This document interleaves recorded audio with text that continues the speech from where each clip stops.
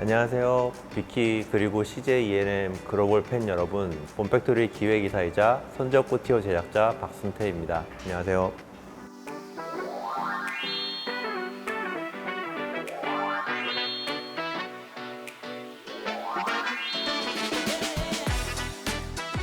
제작이라는 업무상 여러 가지 업무를 다 관여해야 되는데, 제가 가장 중요하고 재밌게 하고 있는 업무는 기획 프로듀서 업무입니다. 기획이라는 거는 아이템 발굴과 또 그 아이템에 어울리는 작가를 섭외해서 저하고 작가 둘이서 기획안과 대본 작업을 해서 그 이야기들이 어느 정도 성숙 단계에 이르렀을 때 프리 프로덕션 단계로 올릴 수 있는 그 단계까지를 기획이라고 하는데, 그 업무가 드라마의 시작점이라고 생각이 들기도 하고 가장 중요한 지점이라고 생각하고 짜릿하고 재밌게 일을 하고 있습니다.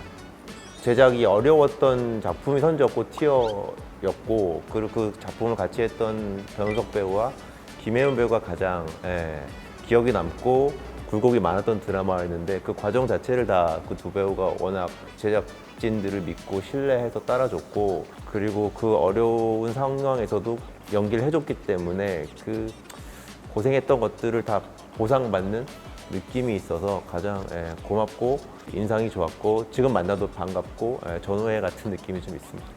한 3년 동안 선재 역을 할 배우를 찾지를 못했었거든요. 일단 10대부터 30대 연기를 해야 됐고, 수영도 하고 노래도 해야 되는 역할, 그리고 가수란 역할 자체가 이미 기존의 주인공을 하고 있는 배우들은 다 하나씩 거쳐갔을 배역들이기도 했었고, 그리고 해야 될 준비가 많았고, 작가랑 저랑 둘이 기획안을 살짝 만지면서 기억을 걷는 시간이라는 제목으로 이름을 바꿔서 대본을 돌리기 시작했어요. 그때 그 이후로 얼마 안 있어서 하겠다고 했던 배우가 변우석이랑 김혜연이었어요. 캐스팅이 되고 나서는 원래 저희가 하고 싶었던 선지역구 티어 이름으로 바꿨는데, 그 당시에는 그 두 배우가 살짝 서운했었어요. 그 제목이 너무 좋은데 왜 바꿨냐. 근데 우리를 믿고 가달라. 어쨌든 이 제목이 훨씬 더 임팩트가 있고 시청자들한테 좀 포인트를 줄 수 있는 제목이다. 우석 씨 식당에서 처음 만났는데, 그때 작가랑 저랑 이제 저희 회사 대표님하고 같이 만났었는데, 이렇게 검은색 코트를 입은 남자가 이렇게 꽃을 하나 들고 들어오더라고요. 물론 작가님을 주기 위한 꽃이었는데 그 이미지가 굉장히 강렬했고, 그러니까 물론 주인공은 처음이고 인지도가 그렇게 높지는 않았지만, 또 반면에 그렇기 때문에 기존 고정된 이미지가 없기 때문에 얼마나 폭발력이 있을지는 가늠이 안 될 수도 있지 않을까? 라는 기대를 걸고 변우석이란 배우랑 선재와의 싱크로율을 좁히는 작업을 계속 했던 것 같아요. 대본, 그러니까 캐릭터 수정이나 대사나 이런 것들을 또 변우석 배우가 하기 쉬운 부분으로 수정도 해주고, 또 편집이나 스타일링이나 촬영까지 변우석 배우가 또 잘 됐기 때문에 드라마도 같이 시너지를 내지 않았나라는 생각을 합니다. 여신강림 할 때 차은우 배우가 그랬던 것 같아요. 벌써 5년 전이긴 했고, 그 친구도 더 어렸던 친구였는데, 차은우라는 배우가 갖고 있던 이미지가 좀 차갑거나 아니면 좀 아이 같을 거라는 생각을 갖고 이제 미팅을 했는데, 여신강림이라는 작품에 대해서 자기가 생각하는 것과 질문지나 이런 것들을 A4 용지로 한 5장 정도 빼곡하게 적어왔더라고요. 그래서 그 대본 하나하나에 대해 디테일과 캐릭터에 대한 질문들, 그리고 이 아이템이 주는 하나하나 다 질문을 하는데, 그래서 그 애티튜드가 촬영 끝날 때까지 계속 유지가 됐던 것 같아요. 그리고 촬영장에서 좀 여러 가지 사고가 있어서 당황할 법도 한데, 굉장히 의연하게 처리하는 태도나 이런 것들이 되게 스타이면서도 앞으로 더 기대가 되는 배우지 않을까. 그리고 들리는 얘기로는 여지까지도 그런 자세들이 되게 좋다라고 들었거든요. 그래서 되게 생각보다 이미지가 달랐고 더 기대가 되고 또 하고 싶은 배우 중에 하나입니다. 차은우하고 변우석 배우인 것 같아요. 생각만으로도 이렇게 좀 설레지 않으세요? 여자 주인공이 있는데 타임슬립을 하는 거예요. 그러면 전생에서는 나라를 구하는 투사인데 그 파트너가 차은우예요. 그래서 둘이 나라를 구하는 목숨을 건 여정에서도 사랑을 하다가 현생으로 돌아오면 나만 오매불망 기다리고 있던 변호석 배우가 이렇게 깔끔한 요리를 하고 기다리고 있어요. 그래서 제목도 생각을 해봤는데 전생의 나라를 구한 자. 요즘에는 이제 유튜브에 이제 그 반응들이 계속 댓글로 달리니까 그 댓글 중에 좀 인상 깊었던 게 몇 개 있는데 너무 공감이 되는 단어였던 것 같아요. 월요일이 기다려진다라는 그 단어 자체가 이게 드라마가 존재하는 이유지 않을까?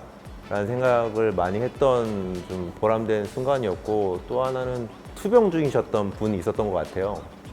그분이 이제 저희 드라마를 보면서 그 치료 과정을 견딜 수 있었다라는 얘기를 하는데, 그렇게 힐링을 주고 그 순간만은 좀 아픈 현실을 좀 잊을 수 있다라는 힘을 주는 게 드라마의 존재 이유기도 하고 가장 보람된 순간이 아닐까 생각합니다. 지금 드라마를 기획하면서 해외 팬들이 뭘 좋아하고 원하는지를 생각 안 하고 만들 수는 없는 것 같아요. 예. 그리고 5년 전인가 BTS가 빌보드를 1위를 했을 당시에 그 생각을 했던 것 같아요. 그 이미 K-팝 글로벌적으로 자리가 잡혀 있을 때 팬하고 사랑하는 얘기를 하는 게 그래도 글로벌적으로 공감대를 얻지 않을까라는 생각을 했고, 그리고 나서 그 작품 끝나자마자 선지없고 튀어라는 원작을 보게 됐고, 당연히 글로벌 팬들이 좋아하는 요소는 로코라는 생각은 변함이 없고요. 그 로코의 선지없고 튀어처럼 K-팝 스타와 팬의 얘기를 넣는다든지, 아니면 로코에 K-뷰티를 넣은 이제 여신강림 같은 드라마, 그리고 이제 앞으로 또 고민하는 지점 중에 하나인데 K-푸드도 되게 유행을 하잖아요. 그러니까 해외 팬들이 좋아하는 K-드라마 로코라는 장르와 또 글로벌적으로 인기가 있는 코리아가 갖고 있는 문화들을 접목시키는 게 가장 그 장르와 요소의 시너지를 낼 수 있는 지점이 아닌가라는 생각을 하고 그렇게 작업을 하고 있습니다.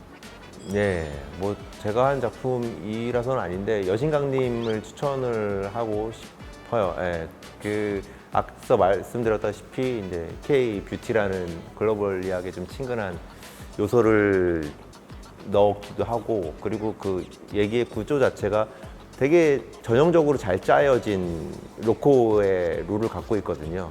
그리고 또 작업했을 때 기억이 났던 게, 그러면 이제 이 원작 자체가 되게 글로벌리하게 인기가 있었던 원작이었지만, 또 하나는 이게 그런 오해들이 생길 수 있는 원작이었던 게 이뻐야 사랑을 받나?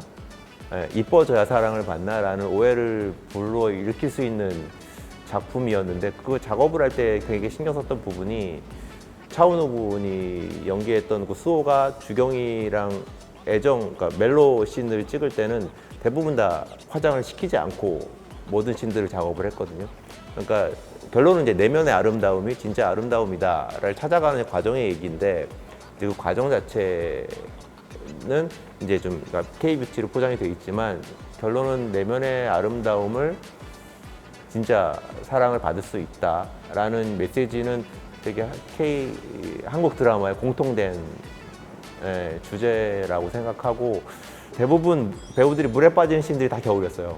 특히나 혜운 배우 같은 경우는 감정 씬들을 소화해야 되는 씬들이 대부분 다 겨울에 촬영을 했기 때문에 긴 시간 동안 물에 있을 수밖에 없었거든요. 그래서 그 지점들이 되게 안쓰럽고 미안하기도 했는데 너무 잘 돼서 잘 나왔고, 그렇게 꿋꿋이 해준 게 너무 감사하다고 생각합니다.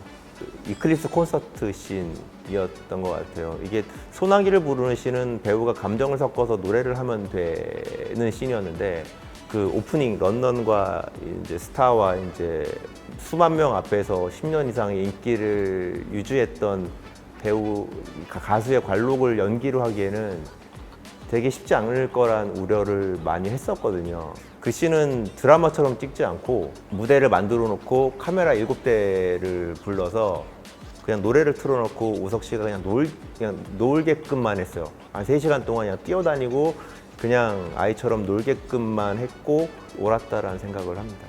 네, 덕분에 되게 자연스러운 드라마가 영상에 나왔던 것 같아요. 그 12회 엔딩이었던 것 같아요.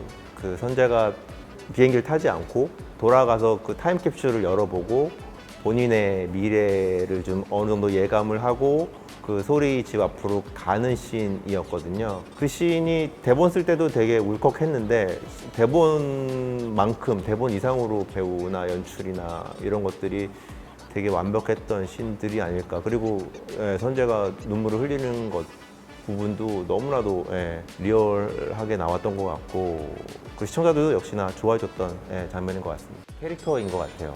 요즘 시청자들이 굉장히 많은 선택지가 있는데 가장 매력적인 포인트는 캐릭터라고 생각하고 시청자들이 공감할 수 있는 아이템 내에서 그 캐릭터의 매력도가 드라마의 승패를 가장 좌우하는 요소라고 생각을 합니다.